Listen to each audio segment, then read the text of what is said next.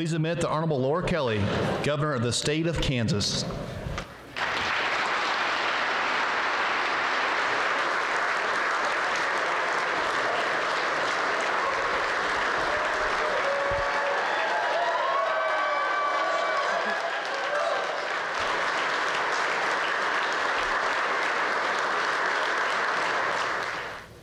I think we're waiting for TV.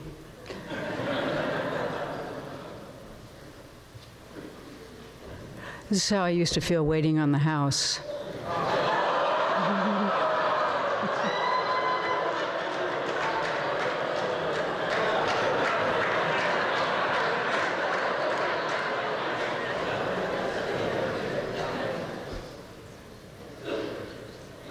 Okay, we got the sign. Mr. Speaker, Madam President, Chief Justice, members of the Supreme Court, members of the legislature, honored guests, and my fellow Kansans. What a truly profound honor it is to stand before you tonight, to offer a vision for the state we all love. In the East Gallery, I'm joined by the man I often joke about as my long-suffering husband, Ted Doughty.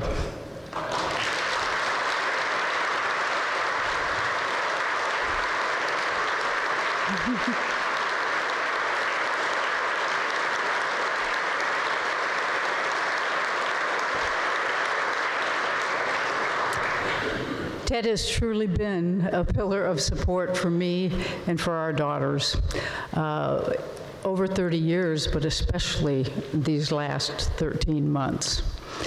Our daughters, Kathleen and Molly, were here earlier this week. Every time I see them, I'm reminded of why Ted and I made Kansas our home over 3 decades ago. It was a very wise decision. The upbringing that we were able to give our daughters in this magnificent state helped mold them into 2 remarkable individuals. I am very proud of them and the strong, talented women they have become. My partner in this journey, Lieutenant Governor Lynn Rogers, sitting right here, is here with his wife, Chris, in the gallery. Right there.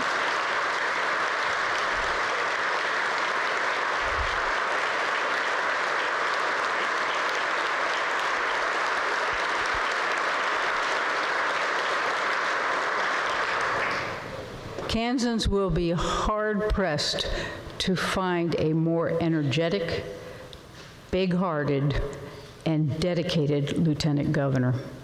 Lynn will be a true asset to our state as he works to cultivate growth in our rural communities.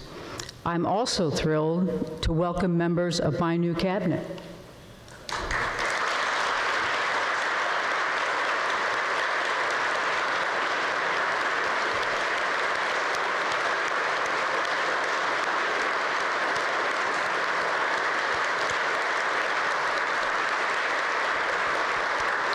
From the beginning, I committed to building a strong, diverse, dynamic group to rebuild our state. You'll recognize both Democrats and Republicans, women and men, a mix of seasoned veterans and fresh faces, all with a love for Kansas and a strong desire to serve.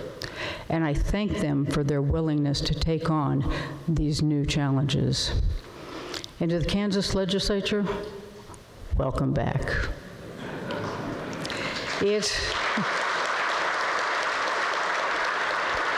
is wonderful to see so many old friends and to get to know some of the new leaders we have. I know I'm in a new role, but I want to maintain my working relationship with all of you because we're all in this together. We've got to be pulling in the same direction. There is so much at stake, and I look forward to working with you. It's been quite a week. I'm not usually one for ceremonial fanfare, but I have to say I've treasured every minute from the day of service to the inauguration on the Capitol steps, to this incredibly surreal moment. But I'm also ready to get to work.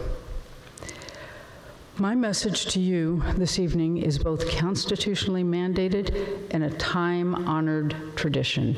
Of course, the personalities and the dynamics change and shift over time, but the backdrop and the fundamental task at hand never change.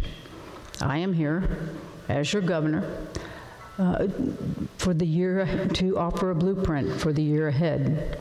You are here as lawmakers to enact a budget. This is something that has been done 157 times before. And yet something feels different tonight.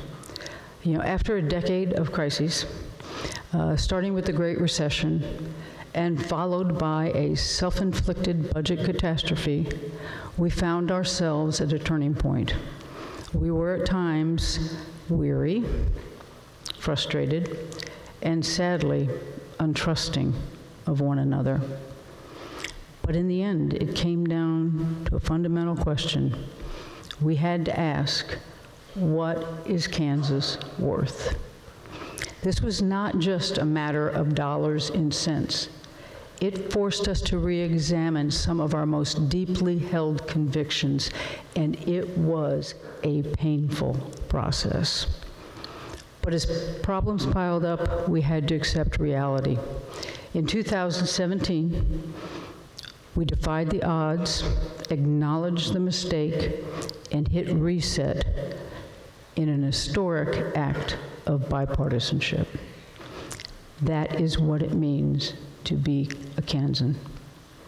Regardless of our state's partisan breakdown, our crowning achievements have always been won on middle ground. Now tonight, we'll start a new chapter. We must unite around the values we share. We must always remember the people who sent us here. They expect compromise and results. But we also must strike a delicate balance in the days ahead. It will require an acknowledgement of the entire Kansas story, not just one fiscal year or one moment in time. It is with this renewed sense of purpose and appreciation for our past struggles and an optimism for the next chapter that I proudly report that the state of our state is improving.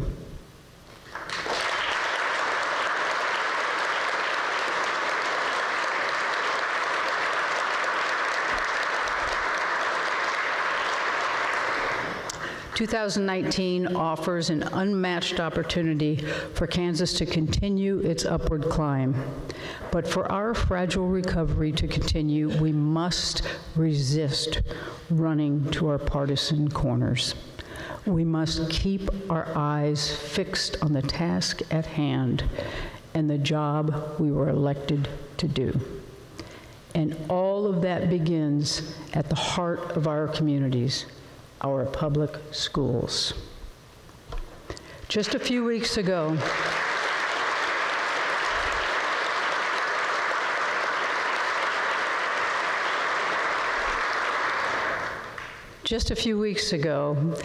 a story in the newspaper caught my eye. It was about a young man named Braxton Morrell. Braxton will graduate from Ulysses High School and Harvard University. That's right, Harvard, this year at the tender age of 16.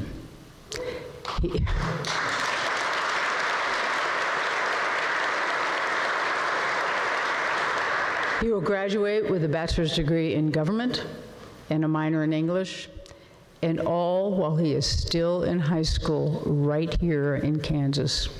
He's got big plans after graduation too. I think he's heading off to law school.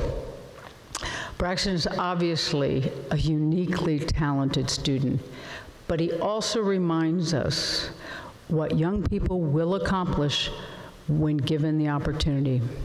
Braxton is here tonight in the East Gallery with his family. I ask you to join me in recognizing this amazing young Kansan.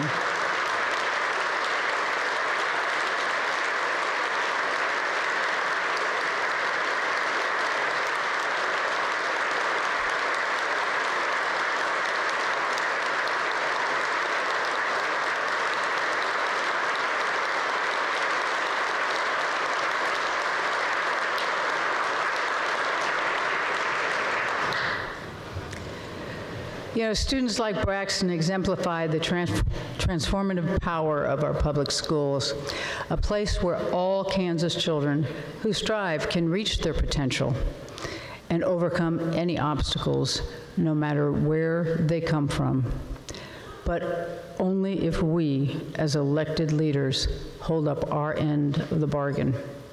Unfortunately, throughout the decades, Kansas has made promises and then fallen into a troubling pattern. It begins with the promise from elected officials to fund our schools, and then the failure to follow through on that promise. That is going to change this year.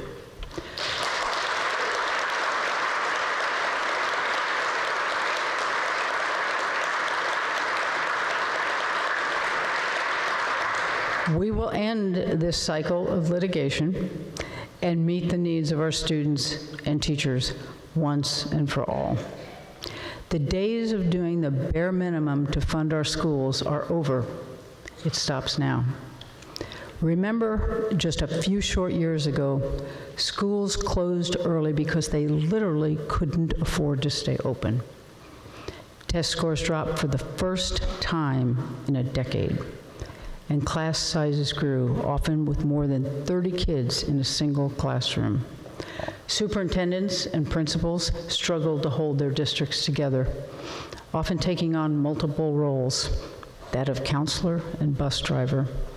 Sometimes they even refused to be paid, just to keep their budgets above water.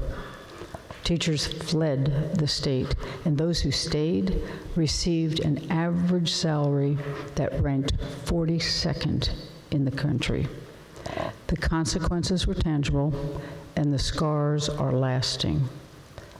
Never again. We're going to properly fund our schools this year, and next year, and the year after that, every year, every month, every day that I'm governor.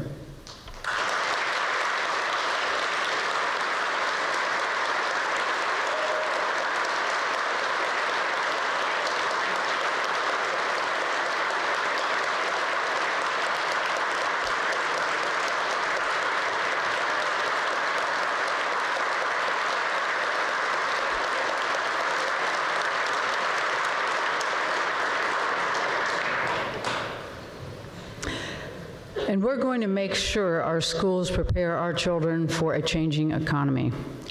Modern classrooms with modern technology. Because at the end of the day, we need our children to graduate high school or college or technical school so that they can find jobs right here in Kansas and they can stay here and raise their families close to home. When I began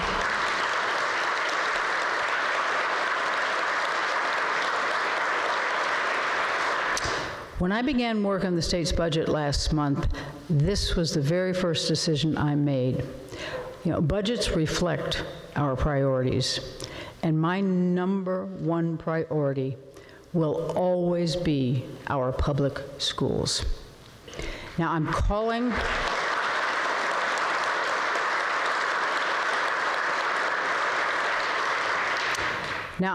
on lawmakers to act on my proposal with equal urgency.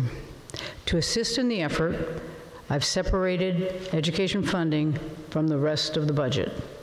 This will provide a vehicle for you to consider the matter cleanly and quickly. My friends, we have debated this issue in these halls, in the courts of law, and in the court of public opinion. Kansans flocked to the polls in record numbers this past year to send a message about this issue specifically. Now we must listen to our families, our teachers, and our business leaders. We have a deadline to meet, so let's get this done. If we act decisively, we can all share in a bipartisan victory.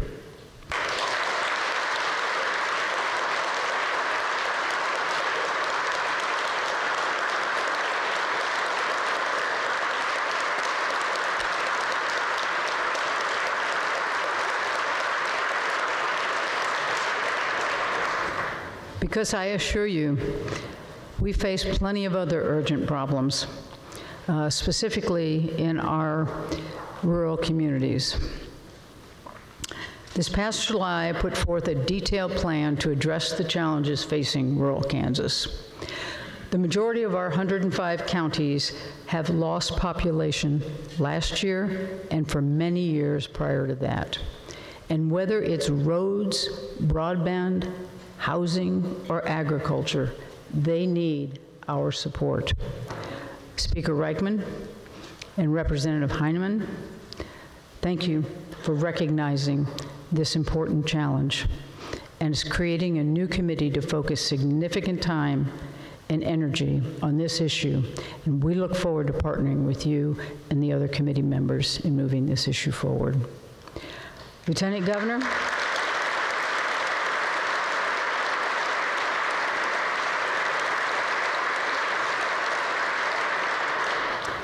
Lieutenant Governor Lynn Rogers, along with our new Secretary of Commerce, David Tolan, will head up this effort on behalf of my administration. In the coming days, we will build an interconnected strategic plan for rural economic development that leverages our community's unique assets, that means developing infrastructure, addressing the shortage of affordable housing, and supporting agribusiness.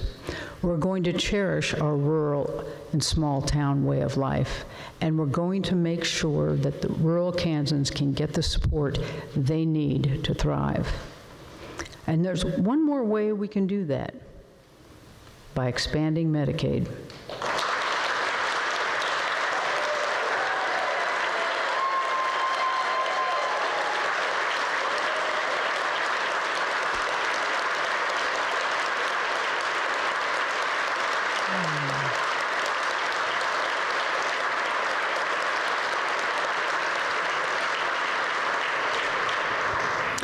You know, just 2 weeks ago on December 31st, Mercy Hospital in Fort Scott closed its doors after more than 100 years in that community. This followed the closure of the hospital in Independence in 2015. You know, now the folks of Bourbon County will have to travel long distances for emergency care, to give birth, or just to get tests done. According to some reports, 30% of our state's hospitals are considered financially vulnerable. In small communities across the state, these facilities are at serious risk of closure. Rural communities cannot survive without hospitals and affordable health care, period. Young families, seniors, Kansans with chronic issues, or those who just want to stay healthy, no one can afford to risk their safety and well-being by living in a community without access to health care. Just by expanding CanCare, the state's Medicaid program, we can help these facilities stay open and provide health care to another 150,000 Kansans, no matter where they live. I've made no secret that expanding this program is one of my top priorities, and 77% of Kansans agree with me.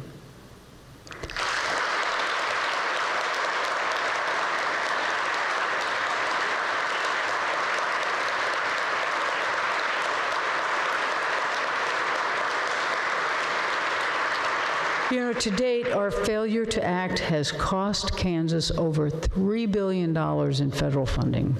That's $3 billion in our taxpayer dollars we've sent to the federal government that's gone to benefit other states. It's $3 billion that could have helped save Kansas lives, Kansas hospitals, and Kansas communities. Instead, we send it to states like Iowa, Colorado, Indiana, and Arkansas, or one of the 33 other states that have already expanded Medicaid. Child advocates support Medicaid expansion as a means of keeping vulnerable parents healthy If low-income moms and dads can afford treatment for mental health or substance abuse or just everyday preventive care, they can take better care of their children, and perhaps we can keep these kids in their own homes and out of our foster care system.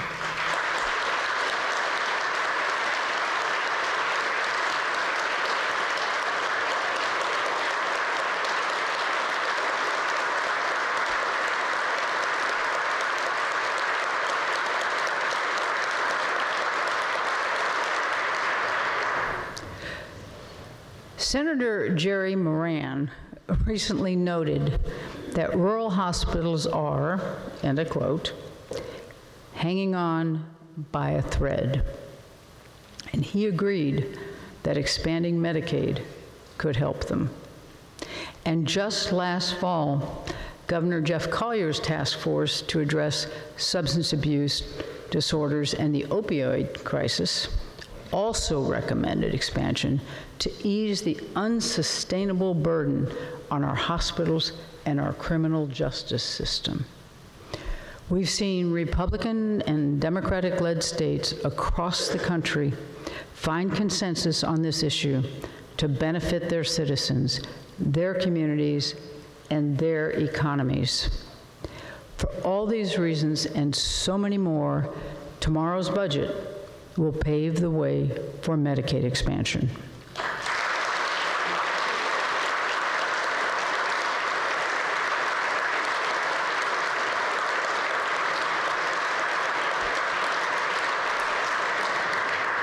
Next week, I will announce a bipartisan working group to finalize a path forward.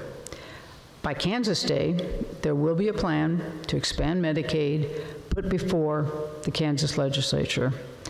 I can imagine no better way to celebrate our state's 158th birthday than by embracing policy that will make every Kansas community healthier, stronger, and more secure. Please join me in this effort.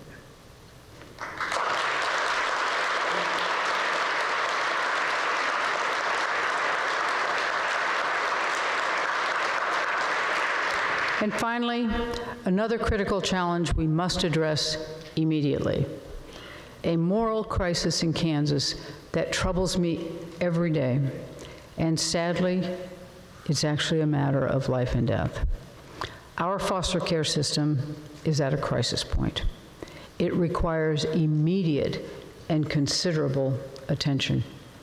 This is an issue I've been working on since I graduated high school. I worked with troubled teens and children struggling with mental illness.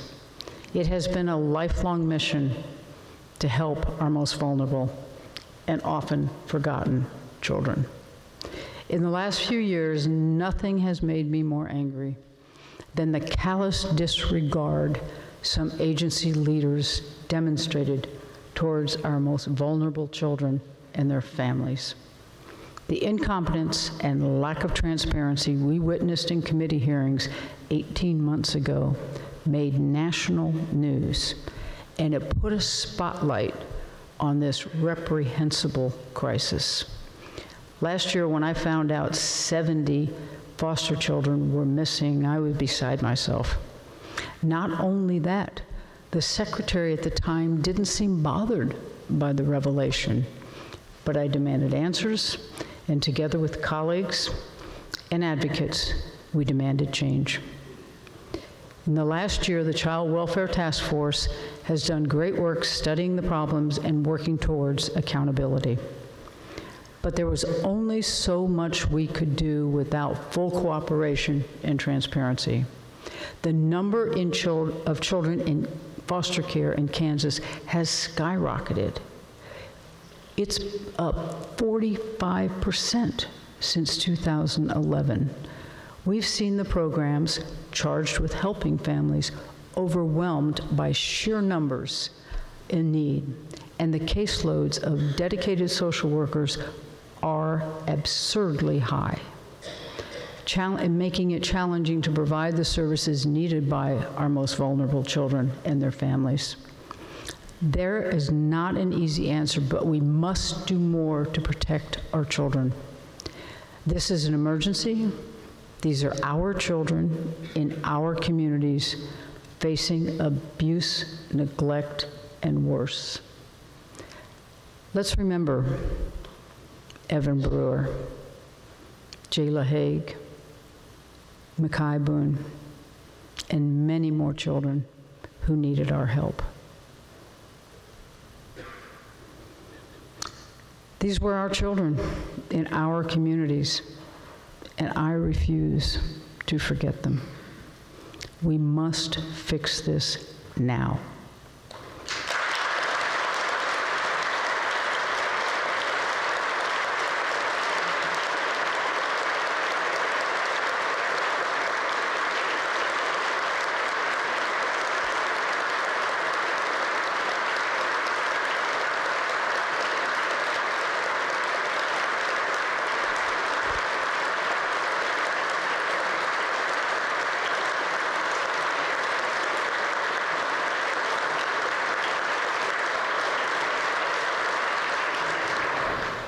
My budget provides for funding for the Families First Prevention Services Act, a landmark piece of legislation approved by Congress last year.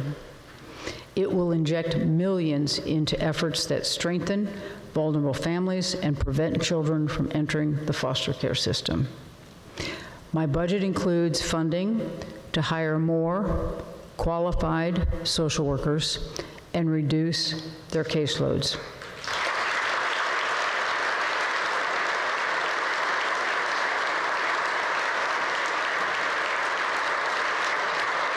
We will restore funding cuts to our prized Children's Initiative Fund, where we know our investments have the greatest impact on our youngest children.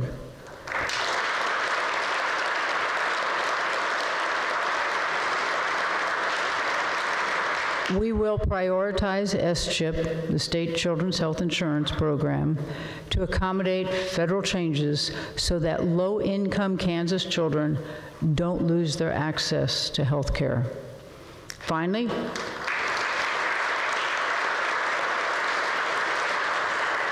working in partnership with my new Department of Children and Families Secretary, Laura Howard, we will rebuild the agency decimated by ideology and mismanagement.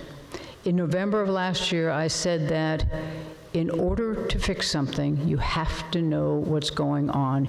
You have to be able to get under the hood and see what is working and what is not.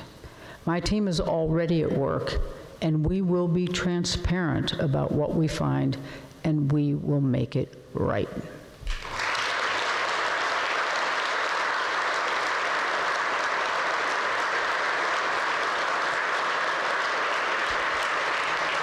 I know that each of you is committed to protecting all God's children, and that begins with our most needy. And I ask you to join with me in this fight.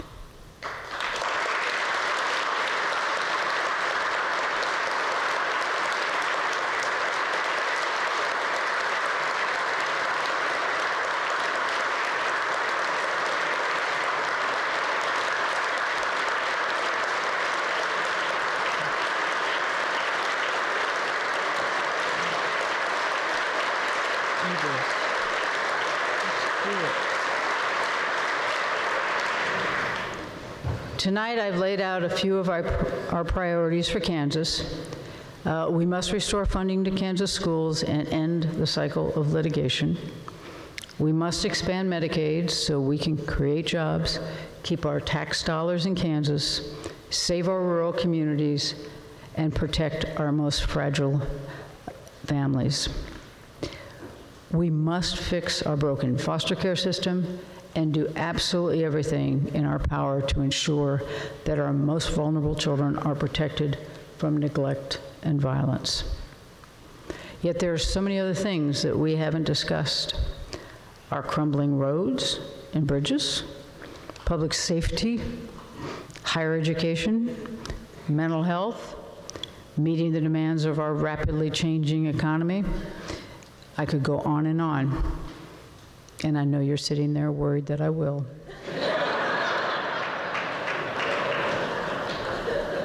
Another time.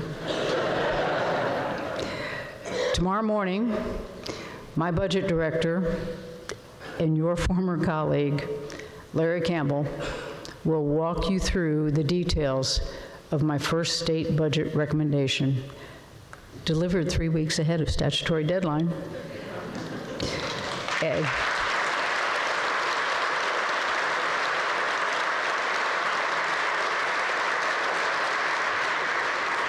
I never did that with homework in school, I gotta tell you. Later this week, I will convene my first official cabinet meeting, during which time I will instruct each member to complete a thorough audit of her or his agency, so we can increase effectiveness and efficiency, and we can eliminate waste and improve transparency by ending no-bid contracts.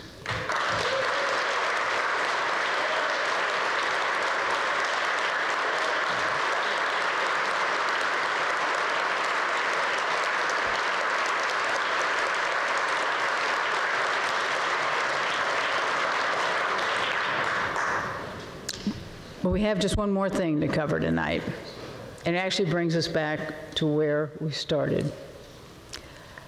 Those breathtaking years of crisis have left Kansas on the brink of collapse.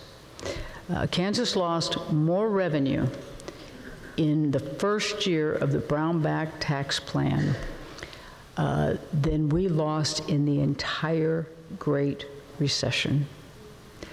And while the time for finger pointing is over, we're not off the hook for the long-term consequences of past policy decisions. I'm proud to honor my promise to balance the budget without raising taxes.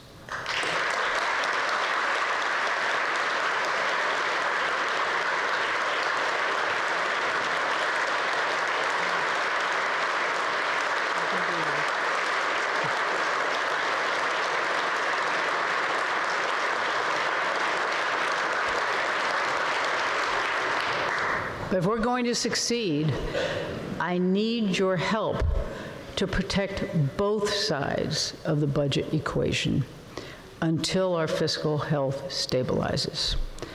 As many of you have already said, we must show restraint, because ultimately we do not know what lies ahead.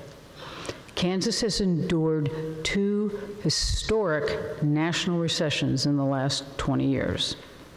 Another recession will soon be upon us.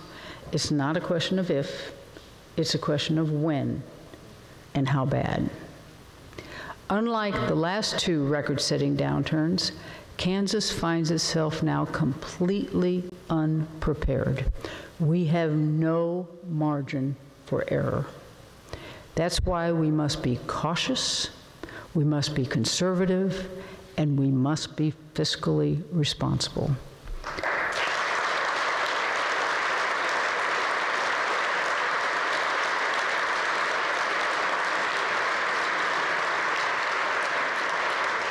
We must live within our means, prioritize what matters, always look for ways to save, and always make sure our children come first. And we must work together to write this new chapter in Kansas. You know, throughout my time in the Senate, I've worked with all of you. As governor, that will continue.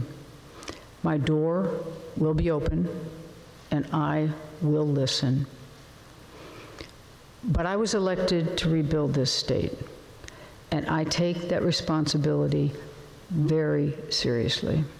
Kansans want us to work together.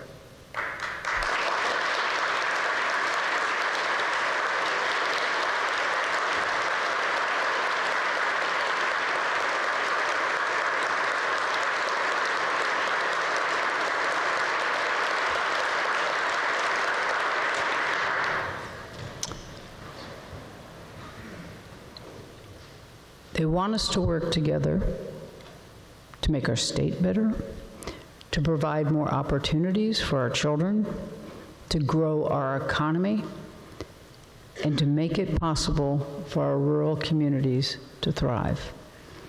As your governor, I plan to do just that. That means cooperation, compromise, and bipartisanship. No one person, not even the governor, can act alone to achieve consensus. That's the whole point, working together. And in that spirit, I promise you this: I will do everything in my power to set the right tone. I will listen every day to leaders from both parties and to the people of the state. We'll take the best ideas, no matter where they come from, and we'll work together. It won't be easy. We all know we have a very long, challenging road ahead of us. These past 8 years have been a hardship, no doubt about it. But we're united by a common sense of values, that spirit of neighbor helping neighbor, and respect for one another, and always doing right by our children. Those are the values that brought my family here more than 3 decades ago, and they are the values that will guide me as your governor. Kansans are no stranger to hardship or hard work. We don't want things handed to us. We don't expect life to be easy. That raw grit, though, our fierce determination, is part of our history, and it's what makes us who we are. And if we work together, if we put partisanship aside and Kansas families first, then we can truly live up to our motto, ad astra per aspera. And the story we write together will be one of cooperation and prosperity. God bless you, all of you, and God bless the great state of Kansas. Now let's get to work.